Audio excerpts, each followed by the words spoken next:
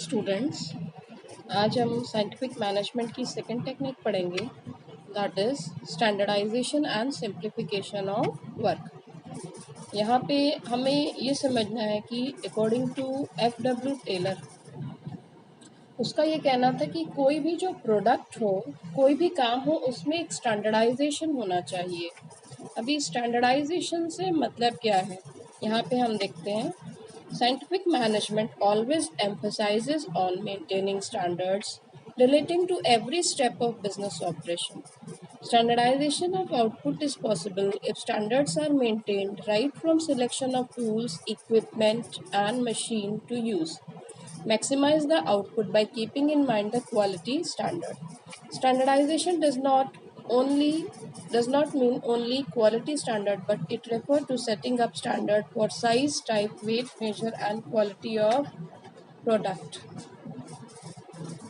यहाँ पे जो स्टैंडर्डाइजेशन का मतलब बताया गया है, वो ये बताया गया है कि जो हम प्रोडक्ट बनाते हैं उसका जो आउटपुट निकल के आता है, हमने जितना भी सामान यूज़ करके जो प्रोडक्ट बनाया है, उस प्रोडक्ट का एक स्टैंडर्ड होना चाहिए। उस प्रोडक्ट को, स्टैंडर्डाइज प्रोडक्ट को बनाने के लिए हमें जो टूल्स यूज़ करने चाहिए, जो मशीन्स यूज़ करनी चाहिए, जो इक्विपमेंट यूज़ करनी चाहिए, उसमें भी क्वालिटी स्टैंडर्ड होना चाहिए। वो अच्छी क्वालिटी के होने चाहिए। अगर हम अच्छी मशीन्स को यूज़ करेंगे, अच्छे टूल्स को, इक्विपमेंट्स को यूज़ करेंगे, तो जो हमारा प्रोडक्ट बनेगा वो एक स्टैंडर्डाइज्ड प्रोडक्ट होगा। स्टैंडर्डाइजेशन जो है सिर्फ क्वालिटी में नहीं चाहिए, हर चीज़ में एक स्टैंडर्डाइजेशन चाहिए। जैसे कि उसका साइज़ है, टाइप है, मेजरमेंट है, ये सब चीज़ें स्टैंडर्डाइज्ड होनी चाहिए। स्टैंडर्डाइजेशन से लोगों के लिए प्रोडक्ट की क्वालिटी के बारे में जानना, उसके साइज़ के बारे में, वेट के बारे में जानना और उसकी क्वालिटी के बारे में जानने में आसानी होती है। अब आगे दिया हुआ है, standardization refers to the determination of work that can be done by an average worker in a working day. It is called as per day's work. The standard tasks act as a norm for worker. If no standard is set, the worker may work below his efficiency. On the other hand, simplification aims at unnecessary diversity of product.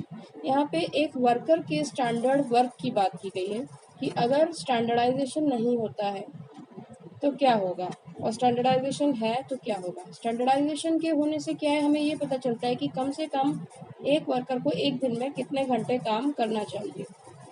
कम से कम इस समय जो देखें तो कम से कम 8 घंटे उसको काम करना चाहिए। उस 8 घंटे में 1 घंटा उसका ब्रेक का होता है।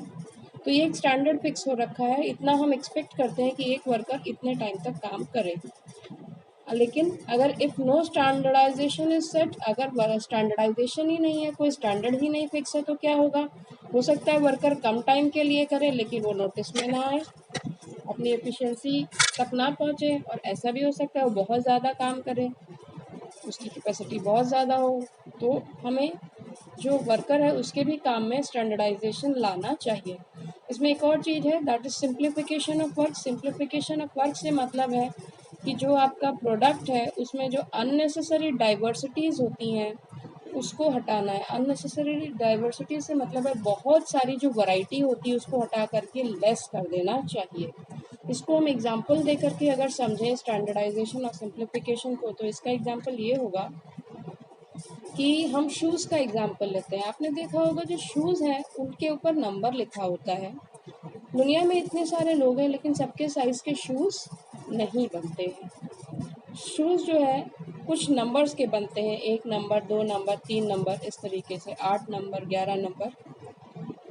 तो अब जब हम सामान को खरीदने जाते हैं, शूज़ खरीदने जाते हैं, तो वहाँ पे वो हमारे साइज़ का शूज़ नहीं दिखाता, वो हमारे पैर के साइज़ का नंबर लेता है, उसी के हिसाब से हमें शूज़ दिखाता है, और अप्रॉक्सीमेटली वो शूज़ हमारे पैर के नाप का होता है। तो स्टैंडर्डाइजेशन ये चीज़ है। अगर हर कंपनी हर किसी के नाप का कपड़ा या शूज़ बनाएगी तो उसके लिए वर्कलोड बहुत ज़्यादा हो जाएगा। इसलिए क्या है, जितनी भी ये वैरायटी है इसको हटा करके वर्क को सिंपल करना चाहिए।